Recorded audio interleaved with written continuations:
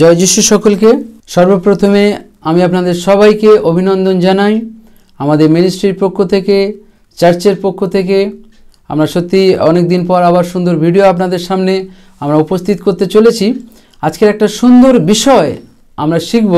আমরা যদি চারিদিকে তাকিয়ে দেখি, আমাদের জীবনে প্রচুর প্রচুর প্রচুর পরিমাণে অনেক কঠিন পরিস্থিতি মানুষের মধ্যে আজকের কন্টিনিউয়াসলি চলছে। আজকে আপনি যদি সারা পৃথিবীর দিকে তাকিয়ে দেখেন, দেশে দেশে, রাজ্যে রাজ্যে, এমনকি পারিবারিক দিক থেকে শুরু করে সমস্ত দিক থেকে কঠিন পরিস্থিতির মধ্য থেকে মানুষ চলছে। কিন্তু এই কঠিন পরিস্থিতির মধ্য থেকে কিভাবে বেরিয়ে আসতে হবে তার 10টা দিক আমি আজকে আপনাদের সামনে তুলে ধরতে চাইছি। এটা আমার দৃঢ় বিশ্বাস, যদি আপনি এই প্রচারটা সুন্দর করে শোনেন এবং আমি 100% আপনাদেরকে অ্যাসিওর করতে পারি, আপনার আত্মিক জীবন এবং শারীরিক দিক থেকে এবং জাগতিক দিক থেকে ঈশ্বর আপনাকে অপরিমেয় রূপে আশীর্বাদ যুক্ত করবে। আমরা জানি আমাদের জীবন অনুমানযোগ্য নয়। আজকে আমরা অনুমান করতে পারি না 2 দিন পরে আমাদের জীবনে কি হবে বা 10 মিনিট পরে আমাদের জীবনে কি হবে। কিন্তু চলার পথে উত্থান এবং পতন আমরা দেখি প্রতিটা মুহূর্তে। আমরা অনেকেই ঈশ্বরকে বিশ্বাস করতে চাই সেই সময় যখন আমাদের জীবনে সুন্দর সময়গুলো চলে।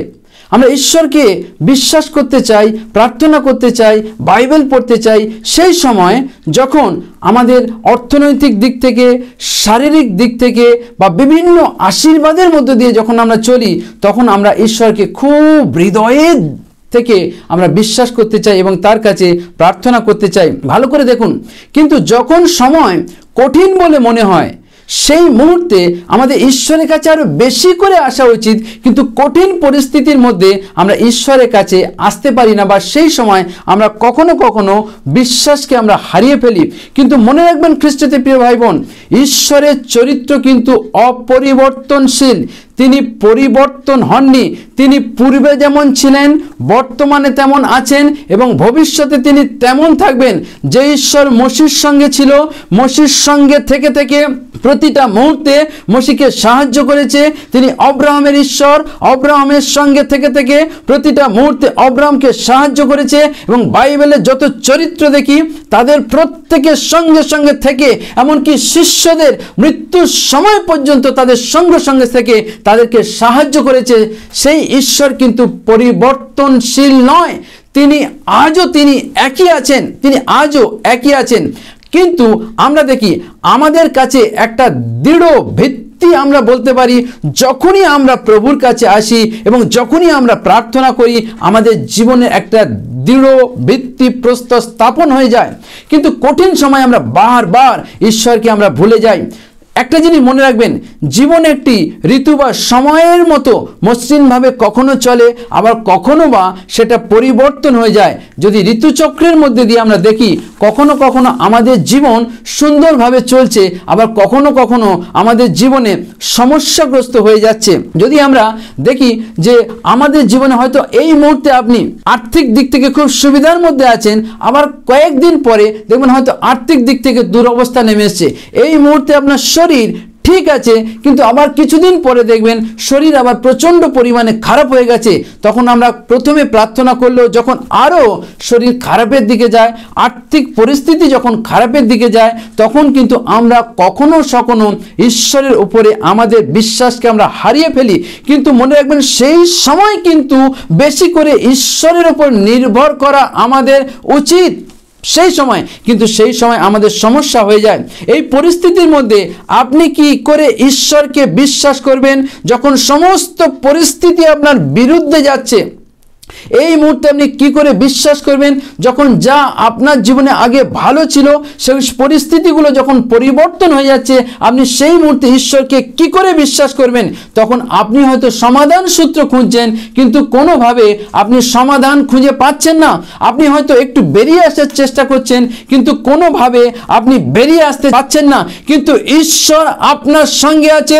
ঈশ্বর প্রমিস করেছেন তিনি কোনো দিন আপনার হাত ছাড়বেন না। এটা আমাদের দুর্বলতা। আমরা ভাবি যে আমরা কখনো কখনো ঈশ্বরের থেকে দূরে চলে যাই এবং আমরা ভাবি ঈশ্বর আমাদের প্রার্থনার উত্তর দিচ্ছেন না, তিনি নীরব আছেন, তিনি চুপ আছেন, তিনি আমাদেরকে ভুলে গেছেন। কিন্তু খ্রিস্টতে প্রিয় ভাই বোন, আপনি এমন ভাববেন না। আমি আজকে আপনাদেরকে সেই সমস্ত দিক তুলে ধরতে চাই, আমি আজকে আপনাদেরকে সেই সমস্ত সমাধান সূত্র আজকে আপনাদের সামনে তুলে ধরতে চাই, যেগুলোর মধ্য থেকে যদি আপনি যান তাহলে আমি 100% আপনাকে অ্যাসিওর করতে পারি ঈশ্বর আপনার জীবনকে কন্টিনিউয়াসলি ব্লেসিং দেবেন এবং সমস্ত কঠিন পরিস্থিতির মধ্য থেকে ঈশ্বর আপনাকে তুলে ধরবেন। আমরা দেখি, তাই সেই সমস্ত দিকে দেখতে গেলে আমরা প্রথমে দেখব, আমরা যে 10টা পয়েন্ট নিয়ে আমরা আলোচনা করব, সেই 10টা পয়েন্টের মধ্যে আমরা প্রথম দেখব, যখন কঠিন পরিস্থিতি আমাদের জীবনে আসে তখন প্রথম পয়েন্ট আপনি মনে রাখবেন বা আপনি নোট করতে পারেন, বাক্যের মধ্যে সত্যকে অনুসন্ধান করতে হবে। বাক্যের মধ্যে থেকে আপনাকে প্রচুর পরিমাণে বাইবেল পড়তে হবে। আমি জানি অনেক সময় কঠিন পরিস্থিতি যখন আসে মানুষের বাইবেল পড়তে ভালো লাগে না, প্রার্থনা করতে ভালো লাগে না, ঈশ্বরকে অনুসন্ধান করতে ভালো লাগে না, কিন্তু আপনাকে বিশ্বাস করতে হবে যত বেশি আমি বাক্যের মধ্যে থাকবো তত বেশি ঈশ্বর আমাকে সাহায্য করবেন তাকে জানার জন্য, সেই পরিস্থিতি থেকে উঠে আসার জন্য। কারণ দেখুন, বাইবেলকে যদি আমরা দেখি, বাইবেলের যদি আমরা মিনিং দেখি, বিবলিক্যালি অনেক মিনিং আছে, কিন্তু বাইবেলকে যদি আমরা একটু ভাঙি তাহলে দেখবেন বাইবেল, BIBLE, বাইবেল এর মধ্যে হচ্ছে বেসিক ইনফরমেশন বিফোর লিভিং আর্থ। তার মানে পৃথিবী ছাড়ার আগে একটা বুনিয়াদী শিক্ষা বাইবেলের মধ্যে আছে। এটা এমনই একটা গ্রন্থ, এমনই একটা পবিত্র শাস্ত্র, এই জগতে এবং পরবর্তী জগতে, আত্মিক জগতেও আপনাকে মাইটিলি সাহায্য করবে এগিয়ে যাওয়ার জন্য। শাস্ত্রলিপি থেকে যদি আমরা দেখি, সেখানে আমরা দেখতে পাবো 2 তিমথিও তার 3:16 এবং 17 পদে, সেখানে আমরা দেখতে পাই ঈশ্বর নিঃশ্বাসিত প্রত্যেক শাস্ত্রলিপি আবার শিক্ষার, অনুযোগের, সংশোধনের, ধার্মিকতা সম্বন্ধীয় শাসনের নিমিত্ত উপকারী, যেন ঈশ্বরের লোক পরিপক্ক এবং সমস্ত সৎকর্মের জন্য সুসজ্জিত হয়। বাক্য বা বাইবেল হচ্ছে ঈশ্বরের নিঃশ্বাসিত বাক্য। ঈশ্বর আপনার সমস্ত বিষয় জানে। আপনি যে ঈশ্বরকে বলবেন তেমনটা নয়, কিন্তু ঈশ্বর আপনার সমস্ত বিষয় জানে। আপনি যদি এফেসীয়তে দেখেন, এফেসীয় চ্যাপ্টার 1-এ সেখানে লেখেছে জগৎ পত্তনের পূর্ব থেকে ঈশ্বর আপনাকে জানে। আপনার এমন কি বিষয় আছে যে আপনি ঈশ্বরকে জানাবেন, কিন্তু তথাপি ঈশ্বর চায় যেন আপনি তার কাছে যান এবং সমস্ত প্রাণের কথা আপনি খুলে বলেন। তাই যখন আপনি চোখের জল ফেলেন, যখন আপনার খারাপ পরিস্থিতির মধ্যে দিয়ে আপনি যান, হতে পারে আপনার অর্থনৈতিক খারাপ পরিস্থিতির মধ্যে দিয়ে যায়। কয়েকদিন আগে এক ভাই আমাকে ফোন করে বলল, স্যার আমি আপনার নাম্বার ইউটিউব দিয়ে পেয়েছি, আমি এত অর্থনৈতিক দুরবস্থার মধ্যে দিয়ে যাচ্ছি, আমার বাড়িতে এত অসুস্থতার মধ্যে দিয়ে আমার পরিবারের লোকজন যাচ্ছে, স্যার আমি আর বাঁচতে চাই না, আপনি please pray for my death, আপনি আমার মৃত্যুর জন্য প্রার্থনা করুন। কিন্তু আমি তাকে ঈশ্বরের বাক্য দিয়ে বোঝালাম, ঈশ্বর আপনাকে ভালোবাসেন, ঈশ্বর আপনার হাত ছেড়ে দেবেন না, আপনি প্রভুর কাছে নিজের জীবনকে সমর্পণ করুন এবং প্রার্থনা করুন। সেই ঈশ্বর আপনাকে সামনের দিনে তুলতে যাচ্ছেন প্রিয় ব্রাদার, কারণ ঈশ্বর আপনাকে ভালোবাসে এবং আপনি you shall see the mighty miracles in your life.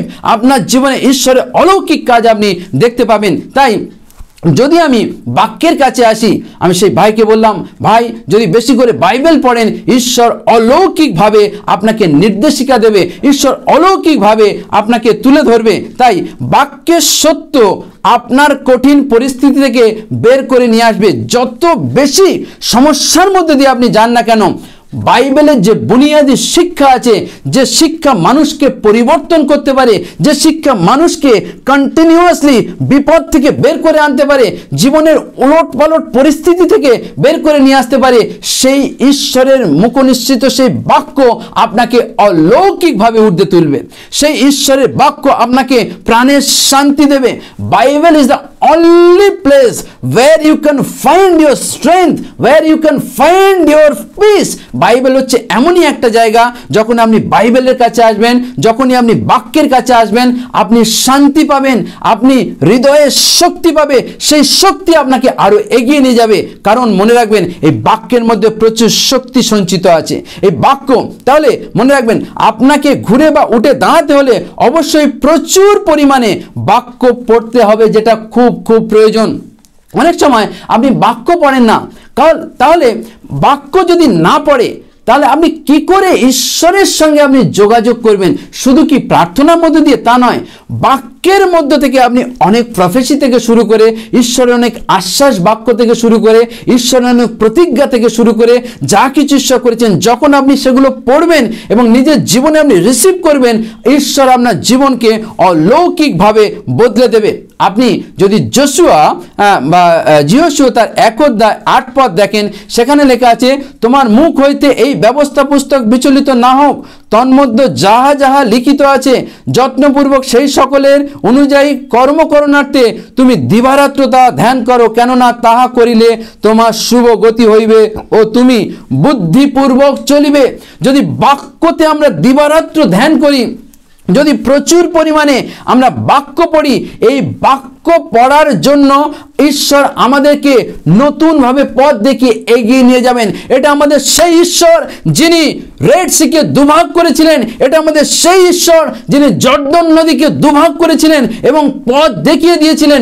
সেই ঈশ্বর জীবন্ত এবং আপনার জন্য কার্যকরীভাবে কার্য করতে চায়। শুধু আপনি যদি বাক্যের মধ্যে থাকেন, ঈশ্বর অলৌকিকভাবে আপনার জীবনকে পরিবর্তন করবে। আপনি যদি হিতোপদেশ দেখেন, সেখানে হিতোপদেশ তার 20 অধ্যায় লেখা আছে, যে বাক্যে মন দেয় তার মঙ্গল হয়। আমরা অনেক সময় বাক্য থেকে দূরে চলে যাই, আমরা বাক্যতে মন দিই না, তাই অনেক কিছু অমঙ্গল আমাদের জীবনে চলে আসে। হিতোপদেশে লেখা আছে, যখন আমি তোমাকে ডেকেছিলাম তুমি আসনি, তাই ঝড়ের ন্যায় যখন তখন তোমার বিপদ আসবে আমি তখন হাসবো। কিন্তু মনে রাখবেন, ঈশ্বর কিন্তু কোনো না কোনোভাবেই আপনাকে উদ্ধার করতে চায় কঠিন পরিস্থিতির মধ্যে থেকে। হয়তো শারীরিক দিক থেকে আপনি এমন অসুস্থতার মধ্যে ভুগছেন, ইউ আর প্রেইং, প্রভু আমি আজ সহ্য করতে পারছি না, প্রভু আমি মৃত্যু চাই। হয়তো অর্থনৈতিক দিক থেকে আপনি লোন ধার দেনাতে এমন ভাবে জড়িয়ে গেছেন, হয়তো আপনার সোনার জিনিসগুলো মটকে যাচ্ছে, হয়তো জায়গা জমি বন্ধক আছে, বিভিন্ন পরিস্থিতি, অর্থনৈতিক পরিস্থিতি এত খারাপ, আপনি হয়তো আপনার ছেলে মেয়েকে ঠিকমতো পড়াশোনার জন্য অর্থ জোগাড় করে দিতে পারছেন না। চারিদিক থেকে এত চাপ, অর্থনৈতিক চাপ, আপনি আর নিতে পারছেন না। তখন আপনি বলেন, প্রভু আমি আর বাঁচতে চাই না, প্রভু তুমি আমাকে তুলে নাও প্রভু। কিন্তু বিশ্বাস করুন, প্রভু তুলবে না। আমাদের প্রভু কমপ্লিটলি আপনার জীবনকে ধ্বংস করার জন্য নয়, এটা শয়তানের কাজ। যোহন 10:10 যেভাবে লেখা আছে, এটা চোর আসে কেবল যেন চুরি বধ ও বিনাশ করতে পারে, কিন্তু আমি আসিয়াছি তোমরা যেন জীবন পাও ও জীবনের উপচয় পাও। আমাদের প্রভু জীবন দিতে এসেছে, আমাদের প্রভু জীবনের উপচয় দিতে এসেছে। সেই খ্রিস্টকে যদি আপনি হৃদয়ে গ্রহণ করেন এবং বাক্যের মধ্যে থাকেন, তাহলে ঈশ্বর আপনার জীবনকে পরিবর্তন করতে চলেছে। খ্রিস্টের প্রিয় ভাই বোন, আপনি মনে রাখবেন, আমাদের ঈশ্বর জীবন্ত ঈশ্বর, আমাদের ঈশ্বর কার্যকারী ঈশ্বর। আমাদের ঈশ্বর প্রার্থনা শুধু শোনেন না, কিন্তু প্রার্থনার উত্তর দিয়ে থাকেন। এটাই ঈশ্বরের চরিত্র। তিনি তার চরিত্রকে কখনো তিনি পরিবর্তন করেননি। তিনি পূর্বে যেমন ছিলেন, আজও তেমন আছেন, ফিউচারে তিনি তেমন থাকবেন, তিনি ফিউচারে তেমন থাকবেন। তাই আপনি মনে রাখবেন, এক্সোডাস, আপনি যাত্রা পুস্তক তার 15 অধ্যায় 26 পদে যদি দেখেন, তুমি যদি আপন ঈশ্বর সদাপ্রভুর কথায় মনোযোগ করো এবং তার দৃষ্টিতে যাহা ন্যায্য তাহা করো, তবে তিনি সমস্ত অমঙ্গল হইতে তোমাকে রক্ষা করিবেন। শুধু তাই নয়, আপনি যদি হিতোপদেশ তার 32 অধ্যায় 8 পদ দেখেন, সেখানে লেখা আছে, আমি তোমাকে বুদ্ধি দেব, তোমার উপর দৃষ্টি রাখিয়া তোমার গন্তব্য পথ দেখাইব। তাই যত আপনি বাক্য পড়বেন, বাক্য আপনাকে সামনে এগিয়ে চলার জন্য গন্তব্য পথ দেখাবে। ঈশ্বর বাক্যের মধ্যে দিয়ে কথা বলবে এবং আপনাকে এগিয়ে নিয়ে যাবে। এটা আমার প্রভুর চরিত্র। রাবা শাখালা রাবা। আপনি মনে রাখবেন, সেই ঈশ্বর মঙ্গলময়, সেই ঈশ্বর আজকে আপনার হাত ধরতে চাইছেন এবং নিজের হাত আপনার দিকে বাড়িয়ে দিতে চাইছেন। আপনি যদি আপনার হাত বাড়িয়ে দেন, আপনি যদি বাক্যের মধ্যে ডুবে থাকেন, তাহলে যশোয়াতে যেভাবে লেখা আছে, যিহোশূয়াতে যেভাবে লেখা আছে, আপনার শুভগতি হবে, আপনি এগিয়ে যেতে পারবেন। দ্বিতীয় যে বিষয় আমি আপনাদের সামনে তুলে ধরতে চাইছি, সেটা হলো প্রার্থনা। আমাদের জীবনে প্রার্থনার খুবই প্রয়োজন। আমাদের অনেক সময় আমরা দেখি, আমরা চার্চে যাই, বাক্য পড়ি, কিন্তু প্রার্থনা আমাদের জীবনে নেই, প্রার্থনা আমাদের জীবনে নেই। আমরা যখন কঠিন পরিস্থিতি বা কঠিন সময়ের মধ্যে দিয়ে যাই, আমরা আমাদের জীবনে প্রার্থনার জন্য তখন একেবারে দূরে সরে যাই, প্রভুর থেকে আমাদের বিশ্বাস দূরে চলে যায়, প্রভুর থেকে আমাদের বিশ্বাস ভেঙে যায়। কিন্তু খ্রিস্টতে প্রিয় ভাই বোন, আপনি মনে রাখবেন, যিশু নিজে যখন গেতসিমানি বাগানে ছিল তখন তিনি নিজে প্রার্থনা করছিলেন। যখন গেতসিমানি বাগানে ছিল তখন তার হৃদয়ের দিক থেকে কঠিন প্রার্থনা, আন্তরিকতার দিক থেকে কঠিন প্রার্থনা সেই সময় ফুটে উঠেছিল। মার্ক তার 14 অধ্যায় 34 থেকে যদি আপনি দেখেন, 34 থেকে 36 পদে আপনি যদি দেখেন, সেখানে লেখা আছে, আমার প্রাণ মরণ পর্যন্ত দুঃখার্ত হইয়াছে। পরে তিনি কিঞ্চিত অগ্রসর হইয়া ভূমিতে পড়িলেন এবং এই প্রার্থনা করিলেন, যদি হইতে পারে তবে যেন এই সময় তাহার নিকট হইতে এই পানপাত্র চলে যায়। তিনি কহিলেন, আব্বা পিতা, সকলই তোমার হস্তে আমি রাখলাম, কিন্তু আমার ইচ্ছা নয়, তোমার ইচ্ছাই পূর্ণ হোক। তিনি নিজের ইচ্ছাকে পিতার কাছে সমর্পণ করেছিলেন। প্রার্থনা তিনিও করেছিলেন। যিশু যখন রক্ত মাংসের বেশে পৃথিবীতে ছিলেন, তার কঠিন সময়ও তিনি গেতসিমানি উদ্যানে তিনি প্রার্থনাতে রত ছিলেন। তাই আমাদের জীবনে তার এই দৃষ্টান্ত আমাদেরকে শেখায় যে আমরা যখন কঠিন পরিস্থিতির মধ্যে দিয়ে থাকি, আমরা যেন অবিরত প্রার্থনা করি, কন্টিনিউয়াসলি যেন, আনসিজিংলি যেন আমরা প্রার্থনা করতে থাকি। আমাদের অবিরত প্রার্থনা আমাদের জীবনে বিজয় নিয়ে আসবে, আমাদের জীবনে বিজয় নিয়ে আসবে। আমরা যদি জাবেশের কথা দেখি, জাবেশের মা তার নাম রেখেছিল জাবেশ, বা দুঃখ থেকে টেনে তোলা। সেই জাবেশ যখন প্রার্থনা করে উঠেছিল, প্রথম ক্রনিক্যাল, আমরা প্রথম বংশাবলীতে তার 4 অধ্যায় 10 পদে যখন আমরা দেখি, আর জাবেশ প্রার্থনা করলেন, আহা, সত্যি তুমি আমাকে আশীর্বাদ যুক্ত করো, আমার অধিকার সকল বৃদ্ধি করো, তোমার হস্ত আমার সঙ্গে সঙ্গে থাকুক, আমি যেন দুঃখ প্রাপ্ত না হই, এর জন্য সকল মন্দ হইতে তুমি আমাকে রক্ষা করো। আর ঈশ্বর তার যাচিত বিষয় সকল তাকে দিয়েছিল। কষ্টের মধ্যে, দুঃখের মধ্যে থেকে আমরা দেখি, যখন হিজকিয়ার সাংঘাতিক পীড়া হয়েছিল, সেই সাংঘাতিক, আমরা যেশায়া তার 38 অধ্যায় 3 পদে দেখি, যখন সাংঘাতিক পীড়া হয়েছিল, আর প্রবক্তা যেশায়া যখন তার কাছে গিয়ে তার মৃত্যু সংবাদ দিয়েছিল, তখন সে ডাক্তারদের কাছে ছুটে যায়নি, তখন সে তার মন্ত্রী পরিষদকে ডাকেনি, তখন সে ওখানে যত লোকেরা ছিল, বিদ্বান বা বুদ্ধিমান লোক ছিল, তাদেরকেও ডাকেনি। কিন্তু তিনি দেয়ালের দিকে মুখ করে তিনি কাঁদছিলেন আর প্রার্থনা করছিলেন। ঈশ্বর তার চোখে জল দেখেছিল এবং প্রার্থনা শুনেছিল, এবং তার আয়ু আরো 15 বছর বৃদ্ধি করেছিল, তার আয়ু আরো 15 বছর বৃদ্ধি করেছিল। তাহলে সেই ঈশ্বর নিশ্চিত মৃত্যু থেকে যদি আয়ু 15 বছর বৃদ্ধি করতে পারে, হয়তো আপনি ভাবছেন আপনি ক্যান্সারে ভুগছেন, বা এমন দুরারোগ্য ব্যাধিতে ভুগছেন, বা কিডনির সমস্যার মধ্যে ভুগছেন যে প্রভু আমি আর বাঁচবো না। কিন্তু ঈশ্বরের আশীর্বাদের হাত, ঈশ্বরের হিলিং হাত আপনার দিকে বাড়ানো আছে।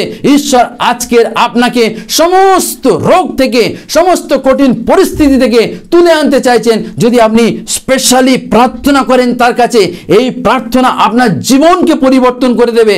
যেভাবে হিজকিয়া জীবনকে পরিবর্তন করে দিয়েছিল, যেভাবে জাবেশের জীবনকে পরিবর্তন করে দিয়েছিল, যেভাবে মোশির প্রার্থনা শুনেছিল, মোশি যখন দেখেছিল পিছনে শত্রু, সামনে সমুদ্র, যখন সে ঈশ্বরের কাছে প্রার্থনা করেছিল, তখনও ঈশ্বর মোশির প্রার্থনা শুনেছিল এবং কঠিন পরিস্থিতির মধ্যে পথ বার করে দিয়েছিল।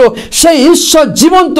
আপনি যে কঠিন পরিস্থিতির মধ্যে দিয়ে যাচ্ছেন, হতে পারেন মারাত্মকভাবে আপনি চাপে আছেন, কিন্তু ঈশ্বর আপনার জন্য পথ বার করতে যাচ্ছে। খ্রিস্টতে প্রিয় ভাই বোন, সেই ঈশ্বরের কাছে আপনি নত হন, সেই ঈশ্বরের কাছে আপনি মনের কথা খুলে বলুন।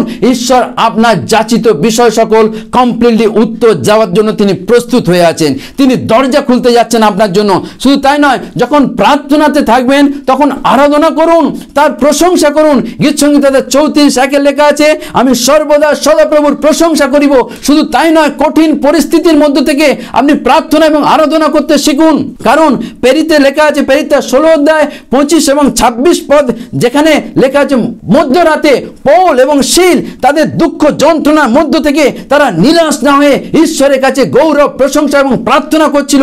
আর তারা যখন আরাধনায় ব্যস্ত ছিল, প্রার্থনাতে রত ছিল, তখন সেখানে ভূমিকম্প হয়ে গেছিল, কারাগারের ভিত্তিমূল কেঁপে উঠেছিল, সমস্ত দরজা খুলে গেছিল, সকল বন্ধন মুক্ত হয়েছিল, হতে পারে আপনি শয়তানের কারাগারের মধ্যে আছে, ঈশ্বর আপনার কারাগারের দরজা খুলে দিচ্ছে, হতে পারে আপনি এমন কোন বন্ধনের মধ্যে আছেন, বন্ধন থেকে বেরিয়ে আসতে পারছেন না, ঈশ্বর সেই বন্ধন মুক্ত করছেন, হতে পারে আপনার ভিত্তিটা এমন বাজে পরিস্থিতির মধ্যে আছে, কিন্তু ঈশ্বর সেই পরিস্থিতি থেকে সম্পূর্ণ পরিবর্তন করতে যাচ্ছে। যেভাবে ভূমিকম্প হয়েছিল, ভিত্তিমূল কেঁপে উঠেছিল, দরজা খুলে গেছিল, বন্ধন মুক্ত হয়েছিল, ঈশ্বর আপনাকে আপনার বাস্তবিক জীবনে সেই পরিস্থিতিগুলোর মধ্য থেকে আবার টেনে তুলতে যাচ্ছেন।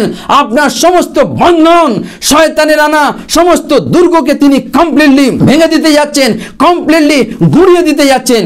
আপনার যা কিছু পরিস্থিতি খারাপ যাক না কেন, আপনি প্রার্থনাতে রত থাকুন, প্রভু আপনার জন্য মাইটিলি কার্য করবেন। আমরা দেখি পেরিতে তার 17 অধ্যায় 27 পদে লেখা আছে, আর তিনি বলছেন আমাদের থেকে তিনি দূরবর্তী নয়, আমাদের ঈশ্বর দূরবর্তী নয়। আপনি যদি ইব্রিয়তে দেখেন, ইব্রিয় তার 13 অধ্যায় 5 পদে লেখা আছে, সেখানে বলছে আমি তোমাকে কোনো ক্রমে ছাড়িব না, কোনো ক্রমে ত্যাগ করব না। এটা ঈশ্বরের প্রমিস। আপনি যত কঠিন পরিস্থিতির মধ্যে দিয়ে চলুন না, বা আপনি যত খারাপ পরিস্থিতির মধ্যে দিয়ে যাচ্ছেন, ঈশ্বর প্রমিস করছে ইব্রিয় তার 13:5 আমি তোমাকে কোনো ক্রমে ছাড়বো না, আমি তোমাকে কোনো ক্রমে পরিত্যাগ করব না। আমি ভালো করে দেখুন, পিতর যখন ডুবে যাচ্ছিল, যখন সে চিৎকার করে উঠেছিল প্রভু আমাকে বাঁচান, সেখানেও পর্যন্ত ঈশ্বর প্রভু যিশু তার হাতকে বাড়িয়ে দিয়েছিল। শুধু তাই নয়, জাহির যখন প্রার্থনা করেছিল প্রভু আমার গৃহেতে আসুন, আর সত্যি তার সন্তান মারা গেছিল যাবার পথে, কিন্তু সেখানেও জাহিরের প্রার্থনা সেখানেও উত্তর পেয়েছিল। হয়তো প্রভু লেটে গেছিল, কিন্তু মিরাকেল আরো বড় মাত্রায় হয়েছিল, মিরাকেল আরো বড় মাত্রায় হয়েছিল। তার মেয়ের জীবনকে ঈশ্বর কমপ্লিটলি বাঁচিয়ে দিয়েছিল। তাহলে আপনি ভাবছেন যে আমি অনেক দিন ধরে প্রার্থনা করছি প্রভু, আমি উত্তর পাচ্ছি না, কিন্তু ঈশ্বর আপনার জীবনে আরো বড় উপকার করতে চায়, আরো বড় আশ্চর্য কার্য করতে চায়। আরে লাজার তো মারা গেছিল, লাজার তো যিশুর বন্ধু ছিল, কিন্তু তথাপি যিশু যখন লেটে এসেছিল, আরে সেই মৃত লাজারকে তিনি জীবিত করেছিল। হয়তো অসুস্থ লাজারকে যদি তিনি সুস্থতা দান করতেন, মৃত্যুর স্বাদ হয়তো লাজার পেত না, কিন্তু মৃত্যুর স্বাদ পাওয়ার পরেও প্রভু যিশু তার হাত ধরে তাকে তুলেছিল, শুধু বলেছিল লাজার বেরিয়ে এসো, আর লাজার বেরিয়ে এসেছিল। সেই প্রভু জীবন্ত, সেই প্রভু আপনাকে কঠিন পরিস্থিতির মধ্য থেকে তুলে আনতে চাইছে। সেই প্রভু আজকে আপনাকে মাইটিলি ব্লেসিং দিতে যাচ্ছে, মাইটিলি ব্লেসিং দিতে যাচ্ছে। তাই আপনি মনে রাখবেন আপনার জীবনে কঠিন পরিস্থিতিতে প্রার্থনার খুবই প্রয়োজন। 3 নম্বর বিষয় আমি বলতে চাই, আপনাকে পবিত্র আত্মার পরিচালনায় চলতে হবে, পবিত্র আত্মার পরিচালনায়। কারণ পবিত্র আত্মা সঠিক সময়ে সঠিক গাইডেন্স দেবে। পবিত্র আত্মা বাস্তবিক জীবনে আমরা যখন কঠিন পরিস্থিতির মধ্য দিয়ে যাই, তখন আমাদের কাছে এবং আমাদের যত বিশ্বস্ত বন্ধু বা আত্মীয় স্বজন আছে, প্রথমে আমরা তাদের দিকে ছুটে যাই একটু হেল্প পাওয়ার জন্য। কিন্তু জগতে এই সমস্ত মানুষদের হেল্প একটা লিমিটেশন আছে, কিন্তু ঈশ্বরের হেল্পের কোনো লিমিটেশন নেই। তিনি আনলিমিটেডলি আপনাকে সাহায্য করতে পারে, আনলিমিটেডলি। কিন্তু আপনাকে নিশ্চিতভাবে এবং চ্যালেঞ্জ করে আমি বলতে পারি, আপনি যদি আপনার জীবনে পবিত্র আত্মাকে বেস্ট ফ্রেন্ড করেন এবং সমস্ত কথা তাকে খুলে বলেন এবং তার সাহায্যের জন্য তাকে আপনি বিশেষ করে আপনার জীবনে কাজ করার সুযোগ দেন, হোলি স্পিরিট আপনাকে গাইড করবে in the way you should go. কোন পথে আপনাকে যাওয়া উচিত বা যেতে হবে, তিনি আপনাকে সাহায্য করবেন। আমরা দেখি যোহন তার 14 অধ্যায় 26 পদে দেখি, সেখানে বলছে যিশু নিজেই বলেন সেই পবিত্র আত্মা সকল বিষয়ে তোমাদেরকে শিক্ষা দেবেন ও পরিচালনা দেবেন। পবিত্র আত্মা আমাদের যিশুর দিকে নিয়ে যায়, পবিত্র আত্মা আমাদেরকে প্রার্থনার উত্তর পাওয়ার জন্য প্রভুর কাছে নিয়ে যায়। সেই পবিত্র আত্মা মাইটিলি আপনাকে ব্লেসিং দিতে চায়, সেই পবিত্র আত্মা আপনাকে দিক নির্দেশিকা দিতে চায়, সেই পবিত্র আত্মা সামনের দিকে এগিয়ে দিতে চায়। তাহলে ভাবুন, কঠিন সময়ে একটি সাধারণ সংগ্রাম হলো অসহায়ত্বের অনুভূতি। যখন কঠিন পরিস্থিতির মধ্যে দিয়ে আছেন, যখন সংগ্রামের মধ্যে দিয়ে আপনি যাচ্ছেন, তখন আপনার জীবন হয়তো অসহায়ভাবে যাচ্ছে, কিন্তু আপনি ভাববেন না যে আমার পাশে কেউ নেই, কিন্তু আপনার পাশে ঈশ্বর আছে, তিনি আপনাকে সাহায্য করার জন্য প্রস্তুত আছে। আমি একটা পাস্টরের জীবনী শুনছিলাম, তিনি বলছিলেন যে একটা সময় আমার চার্চকে বন্ধ করে দেওয়ার জন্য যখন লোকে হুমকি দিল, এবং আমার খুব কাছের মানুষ যিনি চার্চের মেম্বার ছিল, সে কোনো একটা পরিস্থিতিতে আমার বিরুদ্ধে গিয়ে বারবার করে হুমকি দিতে লাগলো এবং চার্চে তালা চাবি লাগিয়ে দিল। আর আমি তখন কাঁদছি, প্রভু আমি কি করব।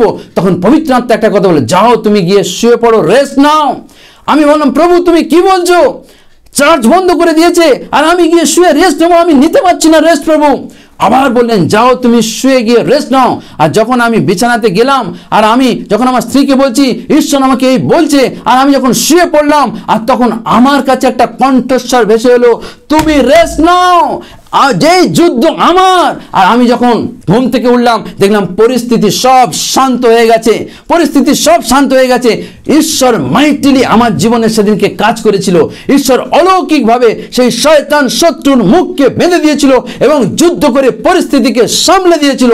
সেই ঈশ্বর আপনার কঠিন পরিস্থিতিকে সামলানোর জন্য প্রস্তুত হয়ে আছে। হয়তো আপনি জায়গা জমি, অর্থনৈতিক দিক, শারীরিক দিক, ছেলে মেয়ে, আপনি যেখানে চাকরি করছেন বসের সঙ্গে হচ্ছে না, বা পরিবারের সমস্যা, বিভিন্ন দিক থেকে আপনি যে জরাজীর্ণ অবস্থার মধ্যে আছেন, ঈশ্বর আপনাকে সেখান থেকে তুলে আনতে চান। ঈশ্বর আপনাকে মাইন্ডলি আশীর্বাদ যুক্ত করতে চান। পবিত্র আত্মার সাথে ঘনিষ্ঠভাবে চললে তিনি শুধু দিক নির্দেশ করবেন না, কিন্তু তিনি আপনাকে একা ছাড়বেন না, হাত ধরে থাকবেন, কারণ তিনি সহায়ক ঈশ্বর। যিশু যখন এই পৃথিবী ছেড়ে চলে গেলেন, তিনি একটা কথা বললেন, আমি তোমাদের জন্য এক সহায়ককে পাঠাতে যাচ্ছি। তিনি সেই পবিত্র আত্মা, তিনি আর কেউ নয়। যখন আমরা তার কাছে যাই, he is our best friend. যখন মনের কথা খুলে বলি, তিনি আমাদেরকে সাহায্য করেন। আমরা চতুর্থ বিষয় দেখব কি করে এই কঠিন পরিস্থিতি থেকে বেরিয়ে আসতে হয়। চতুর্থ বিষয় হচ্ছে, আপনার অবিশ্বাসকে আপনি স্বীকার করুন। আপনার অবিশ্বাসকে, প্রার্থনা উত্তর পাওয়ার আরেকটা প্রধান বাধা হলো জীবনের অবিশ্বাস। আপনি ঈশ্বরকে আপনার জীবনে কাজ করার সুযোগ দিন। আপনার জীবনকে যখন প্রভুর কাছে আপনি দেবেন, তখন প্রভুকে সুযোগ দিন আপনার জীবনে কাজ করার জন্য। মার্ক লিখিত সুসমাচার যদি আপনি দেখেন, তার 9 অধ্যায় 23 এবং 24 পদে, যে ভদ্রলোক তার অসুস্থ সন্তানকে নিয়ে যিশুর কাছে এসেছিল, সে যিশুকে বলেছিল, যদি পারেন আমার সন্তানকে সুস্থ করুন। যিশু ওই জায়গাটায় ধরলেন, যদি পারেন। যে কেউ বিশ্বাস করে তার ক্ষেত্রে সকলই সাধ্য, তার ক্ষেত্রে সকলই সম্ভব। যিশু তাকে পরিষ্কার বলেছিলেন, যদি পারেন, যে বিশ্বাস করে। মার্ক তার 9:24 লেখা আছে, যদি পারেন, যে বিশ্বাস করে তার পক্ষে সকলই সাধ্য। তিনি বিশ্বাস করেছিলেন বটে, কিন্তু এই বিশ্বাসটা করা তার কাছে কঠিন ছিল, কারণ সে বহুদিন ধরে ভুগছিল। হতে পারে আপনি কোনো পরিস্থিতির মধ্যে বহুদিন ধরে অসুস্থতার মধ্যে ভুগছেন, বহুদিন ধরে অর্থনৈতিক কষ্টের মধ্যে ভুগছেন, বহুদিন ধরে কোনো সম্পর্কে সমস্যার মধ্যে ভুগছেন, বহুদিন ধরে পারিবারিক কোনো প্রবলেমের মধ্যে ভুগছেন, বহুদিন ধরে হয়তো মিনিস্ট্রির সমস্যার মধ্যে ভুগছেন, বহুদিন ধরে অনেক কিছু পরিস্থিতি আপনাকে বারবার আঘাত করছে। এই পরিস্থিতিকে ঈশ্বরকে বিশ্বাস করা কঠিন, কিন্তু আপনি এই সন্তানের বাবার মতো যদি চিৎকার করে কাঁদতে কাঁদতে বলেন, প্রভু আমার অবিশ্বাসের প্রতিকার করুন, ঈশ্বর আপনার জীবনে ডেফিনেটলি কাজ করবে। যেভাবে এই সন্তানকে তিনি সুস্থতা দান করেছিলেন, অলৌকিকভাবে ঈশ্বর আপনাকে এই কঠিন পরিস্থিতির মধ্য থেকে ঈশ্বর আপনাকে তুলে আনতে যাচ্ছে।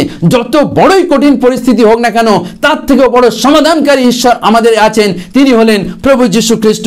তাই যত সমস্যা হোক না কেন, তিনি সমাধান করতে চলেছেন। পঞ্চম যে বিষয়টা আমরা দেখব, সেই বিষয়টা হচ্ছে প্রভুর জ্ঞানের জন্য প্রার্থনা করতে হবে। যখন পরিস্থিতি চারিদিকে বিভিন্ন দিক থেকে পরিস্থিতিগুলো আমাদেরকে ঘিরে ধরে, তখন হয়তো দেখবেন কোনো ভালো পরিস্থিতির মধ্যে দিয়ে আপনি যাচ্ছেন, হঠাৎ কোনো সমস্যা হলো। মসিহ তো রাজপ্রাসাদে মানুষ হচ্ছিল, কিন্তু মসিহ যখন ওই রাজপ্রাসাদে মানুষ হতে হতে হঠাৎ যখন তার জীবনের সমস্যা হলো, সে রাজপ্রাসাদ ছেড়ে পালিয়ে গেছিল।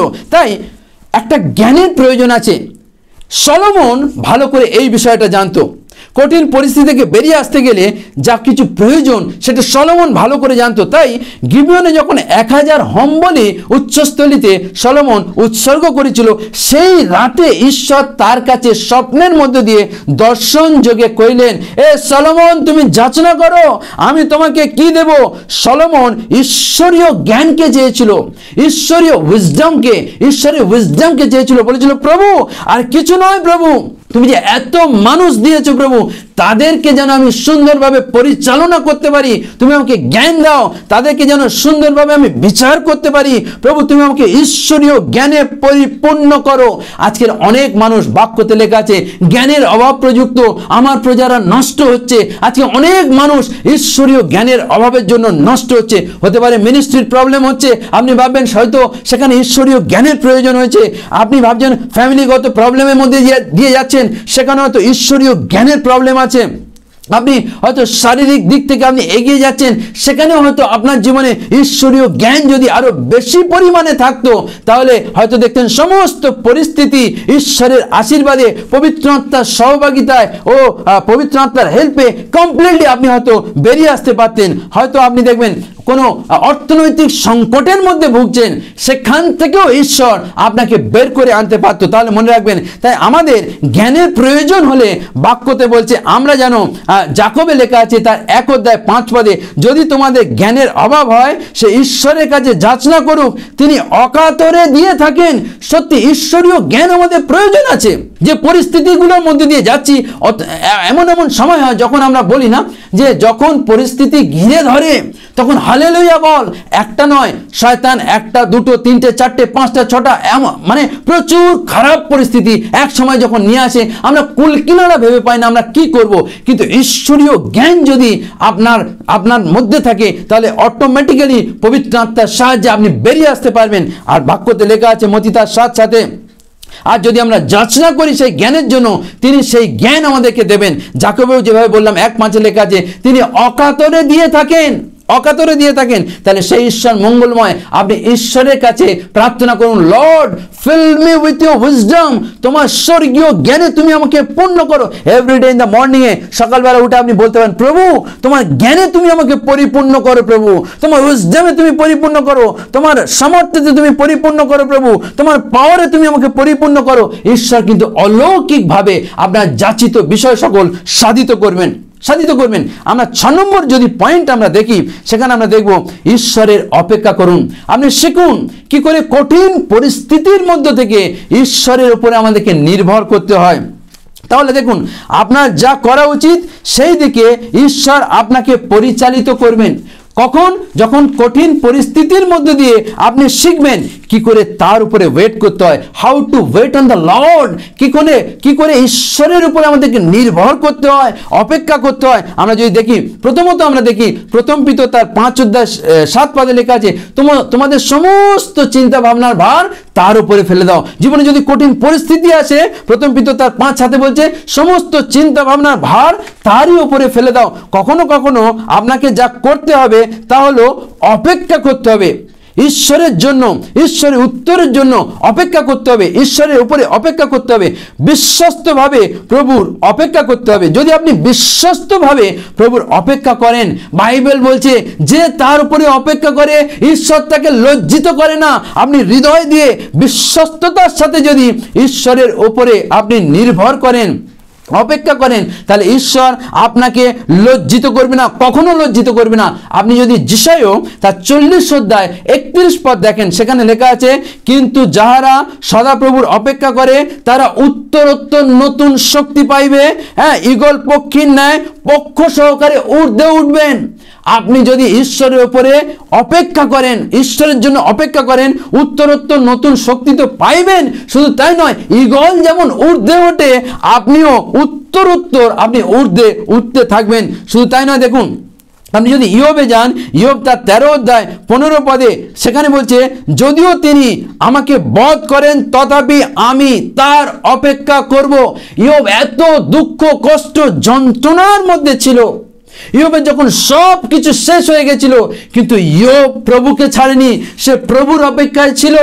আর ইয়োব বললেন, যদিও ঈশ্বর আমাকে বধ করে দেয় তথাপি আমি তার অপেক্ষা করব। তাহলে আমরা শিখি, ইয়োবের জীবনের সমস্ত কিছু হারিয়ে যাওয়ার পরও ইয়োব কি করে প্রভুর কাছে পড়েছিল, ইয়োব কি করে প্রভুর উপরে অপেক্ষা করছিল। তাই আমরা দেখি পরবর্তীকালে 42 ইয়োব তার 42 অধ্যায় দেখি, ইয়োবকে যা কিছু সে হারিয়ে ফেলেছিল তার সমস্ত দিক থেকে দ্বিগুণ করে দিয়েছিল। আরে যদি ঈশ্বর ইয়োবের সব হারিয়ে যাওয়ার পরও তাকে দ্বিগুণ করে দিতে পারে, সেই ঈশ্বর জীবন্ত, সেই ঈশ্বর আপনাকেও সমস্ত দিক যা আপনি হারিয়ে ফেলেছেন, যে কঠিন পরিস্থিতির মধ্যে আছে, সেই পরিস্থিতি থেকে তুলে আনার জন্য বদ্ধপরিকর। সেই ঈশ্বরের উপরে আপনি অপেক্ষা করুন, ঈশ্বর অলৌকিকভাবে আজকে আপনাকে ঊর্ধ্বে তুলতে চলেছে।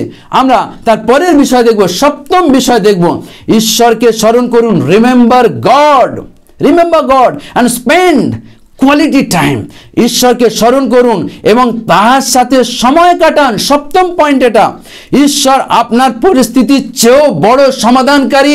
ঈশ্বর যত বড় কঠিন পরিস্থিতি, যত বড় সমস্যা আপনার জীবনে হোক না কেন, আপনি ভুলে যাবেন না তার থেকেও বড় সমাধানকারী আমাদের একজনই আছেন। তিনি হলেন বাহিনীগণের সদাপ্রভু, তিনি হলেন ঈশ্বর।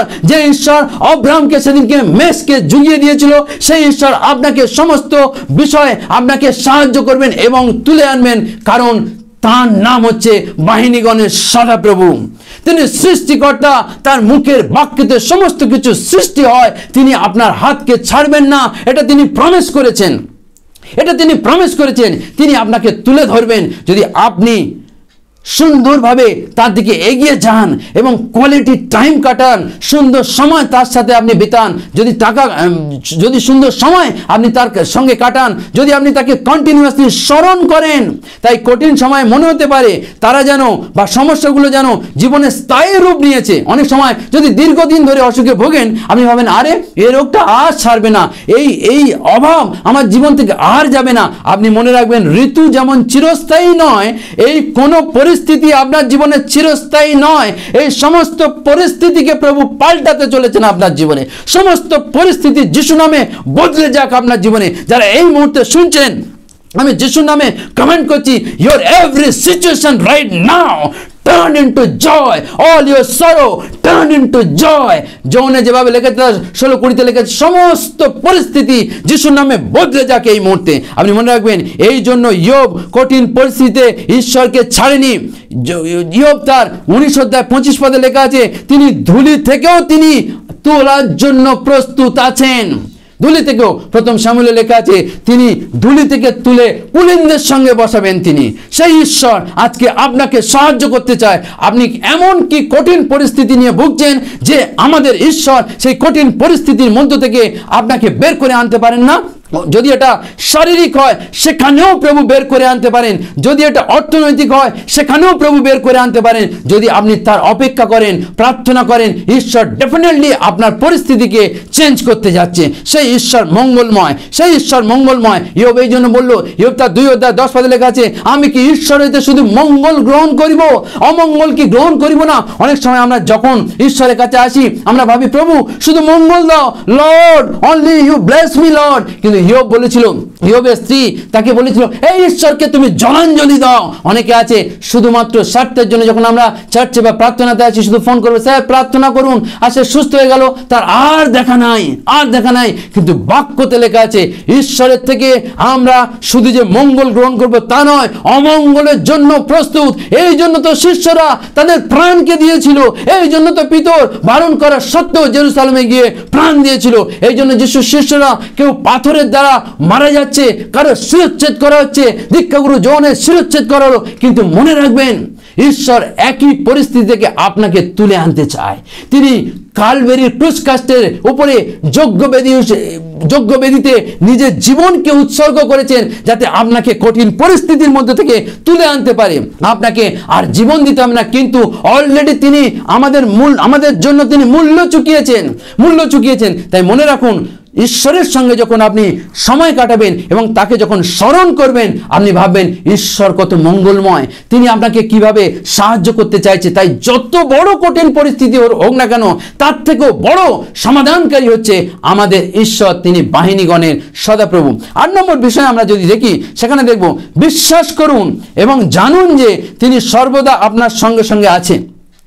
জিহুদীরা যখন একজন বিধর্মী রাজা নিদারুণ অত্যাচারের মধ্যে দিয়ে যাচ্ছিল, ভীষণভাবে নিপীড়িত হচ্ছিল, দানিয়েল এবং তার বন্ধুরাও সেই নির্বাসিত লোকদের মধ্যেও ছিল, কিন্তু তাদের বিশ্বাস ছিল স্ট্রং। দানিয়েলের বিশ্বাস ছিল খুব স্ট্রং। দানিয়েল শুধুমাত্র ঈশ্বরের উপরে তার বিশ্বাসকে স্থাপন করেছিল। তাই যখন অন্যান্যদের সঙ্গে মৃত্যুর অর্ডার এলো, দানিয়েল প্রার্থনা করছিল। যখন দানিয়েলকে সিংহের গর্তে পর্যন্ত ফেলা হয়েছিল, এটা দানিয়েলের দৃঢ় বিশ্বাস ছিল ঈশ্বর তাকে কমপ্লিটলি সেই মৃত্যুর হাত থেকে বাঁচাতে চলেছে। তাই রাজা গিয়ে যখন জিজ্ঞাসা করছিল, হে দানিয়েল, তোমার ঈশ্বর, জীবিত ঈশ্বর কি তোমাকে কি রক্ষা করেছে? তিনি বলেন, মহারাজ দীর্ঘজীবী হন, আমার ঈশ্বর আমাকে রক্ষা করেছে, সিংহের মুখকে বেঁধে দিয়েছে। রাব্বা শাখা, মনে রাখবেন, সেই ঈশ্বর আজকে আপনাকে, হয়তো আপনি এমন কোন গর্তের মধ্যে আছেন, উঠতে পারছেন না, কিন্তু প্রভু আপনাকে আজকে তুলে আনতে যাচ্ছে। দানিয়েলের মতো শদ্রক, মুশক, অবেদনগো যখন তাদেরকে আগুনে ফেলে দেওয়া হয়েছিল, তারা আগুনে যেতে ভয় পায়নি। তারা বলেনি প্রভু আমার পরিস্থিতিগুলোকে চেঞ্জ করে দাও, বলেনি প্রভু তুমি সমস্ত বিষয়গুলোকে চেঞ্জ করে দাও, আমাকে তুমি চেঞ্জ করো, এমনি নয়। কিন্তু তারা প্রভুর উপরে বিশ্বাস করেছিল। এরা কঠিন পরিস্থিতি থেকে ঈশ্বরকে দোষারোপ করেনি, কিন্তু ঈশ্বরের উপর তাদের সম্পূর্ণ বিশ্বাসকে স্থাপন করেছিল। হয়তো আজ আপনি মাত্রা অতিরিক্ত কঠিন পরিস্থিতির মধ্যে দিয়ে যাচ্ছেন, যেটা ভাবছেন প্রভু আমি আর সহ্য করতে পারছি না, এই ক্রুশ আমি আর বহন করতে পারছি না। কখনো কখনো আপনি মৃত্যু কামনা করছেন, কিন্তু ভেবে রাখুন ঈশ্বর আপনাকে তুলতে চলেছে, ঈশ্বর আপনাকে আশীর্বাদ যুক্ত করতে চলেছেন। সেই ঈশ্বর আজকে আপনাকে বুকে জড়িয়ে ধরতে চায়। সেই ঈশ্বর আজকে সিংহের গর্ত থেকে আপনাকে উদ্ধার করতে চায়। সেই ঈশ্বর আজকে আপনাকে আগুন থেকে বের করে নিয়ে আসতে চায়। আর সব থেকে আশ্চর্যের বিষয় হলো, শদ্রক, মুশক, অবেদনগোকে যখন আগুন থেকে বার করা হলো, তাদের গায়ে আগুনের গন্ধ ছিল না, তাদের একটা লোম পর্যন্ত পড়েনি। সেই ঈশ্বর আপনাকে ক্ষতি হতে দেবেন না, আপনাকে তিনি বের করে নিয়ে আসতে চায়। আপনার জীবনে কঠিন পরিস্থিতির মধ্যে থেকে আপনাকে বের করে নিয়ে আসতে চায়।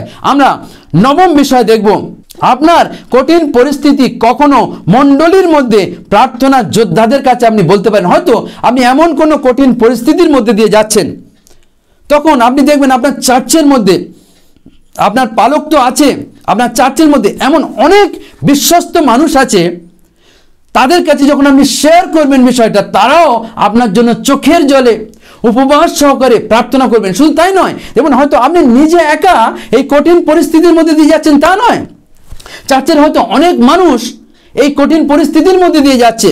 তাই সবাই মিলে যদি প্রার্থনা করেন, ঈশ্বর অলৌকিকভাবে এই কঠিন পরিস্থিতিগুলোকে দূর করে দেবে। তাই যখন জোনাকে পাঠানো হয়েছিল নিনবেতে, জোনা যদিও তরশিচে চলে যাচ্ছিল জাহাজে করে, কিন্তু নিনবেতে তাকে ঈশ্বর আবার পাঠিয়ে দিয়েছিল। কিন্তু নিনবেতে যে দায়িত্ব নিয়ে পাঠানো হয়েছিল, জোনা গিয়ে যখন সেই মেসেজ, সেই বাক্য সেখানকার মানুষদেরকে দিয়েছিল, রাজা থেকে শুরু করে, পশু থেকে শুরু করে, সমস্ত মানুষ থেকে শুরু করে সবার জন্য 3 দিনের উপবাস ছিল, কেউ জল পর্যন্ত খায়নি। আর ঈশ্বর তাদের এই সময় কঠিন পরিস্থিতিগুলোকে পরিবর্তন করে দিয়েছিল। তাই আপনার জীবনে যদি এমন কোনো কঠিন পরিস্থিতি চলে, আপনি উপবাস সহকারে প্রার্থনা করুন, আপনি মণ্ডলীর প্রাচীন বর্গকে বলুন, আপনি তাদের সাথে প্রার্থনা যোদ্ধাদের সাথে আপনি শেয়ার করুন। ঈশ্বর আপনার কঠিন পরিস্থিতিগুলোকে চেঞ্জ করতে যাচ্ছে, ঈশ্বর অলৌকিকভাবে আপনাকে সাহায্য করতে যাচ্ছে, ঈশ্বর অলৌকিকভাবে আপনার জীবনকে পাল্টাতে যাচ্ছে। আপনি অনিসিমের কথা দেখুন, ফিলিমনের পত্রতে আমরা দেখি, ফিলিমন একজন প্রতিষ্ঠিত এবং খ্রিস্টান কলসীয় সদস্য ছিল, কিন্তু কোনো একটা সময় তার কৃতদাস অনিসিম তাকে ছেড়ে পালিয়ে গেছিল চুরি করে। কিন্তু যখন জেলে কোনো একভাবে পৌলের সাথে দেখা হয়, তিনি সম্পূর্ণভাবে এই অনিসিমকে বুঝিয়েছিলেন। আর বোঝানোর পরে যে পরিস্থিতির মধ্য দিয়ে অনিসিম যাচ্ছিল, তিনি যিশুকে গ্রহণ করলেন এবং সেই পত্র নিয়ে তার মালিকের কাছে, ফিলিমনের কাছে তিনি পৌঁছে গেছিলেন। এবং যে সমস্যা ছিল, সেই সমস্যার সমাধান হয়ে গেছিল। তাই কখনো কখনো এমন পরিস্থিতি আসে, যদি আমরা কারোর সাথে শেয়ার করি, হয়তো যারা প্রার্থনা করে, তাহলে তাদের প্রার্থনার মধ্য থেকে এবং আপনার যৌথ প্রার্থনার মধ্য থেকে হয়তো সমস্যা সমাধান হয়ে যেতে পারে, কঠিন পরিস্থিতি সমাধান হয়ে যেতে পারে। আমরা দশম বিষয়টা দেখব, সেটা হলো বাক্যের বাধ্য হওয়া। বাক্যের বাধ্য, অনেক সময় আমাদের জীবনে ভয়ঙ্করতম কঠিন পরিস্থিতির জন্য আমরা নিজেরাই দায়ী হই। অনেক সময় আপনি চার্চে যান, বাক্য পড়েন, প্রচার শোনেন, প্রার্থনা সভাতে যান, ফেলোশিপে যান, কিন্তু ঈশ্বরের বাক্য আপনি মেনে চলেন না। ঈশ্বরের বাক্য আপনি মেনে চলেন না, তাই আপনার কঠিন পরিস্থিতির জন্য কখনো কখনো আপনি দায়ী হয়ে যাচ্ছেন। সেই মুহূর্তে আপনি কি করেন? ঈশ্বরকে দোষারোপ করেন। ও প্রভু, আমি তো চার্চে যাই, ও প্রভু আমি তো প্রার্থনা সভাতে যাই, ও প্রভু আমি তো বিভিন্নভাবে প্রচুর পরিমাণে বাইবেল পড়ি, আমি উপবাস করি, তবে কেন আমার জীবনে এই কঠিন পরিস্থিতি?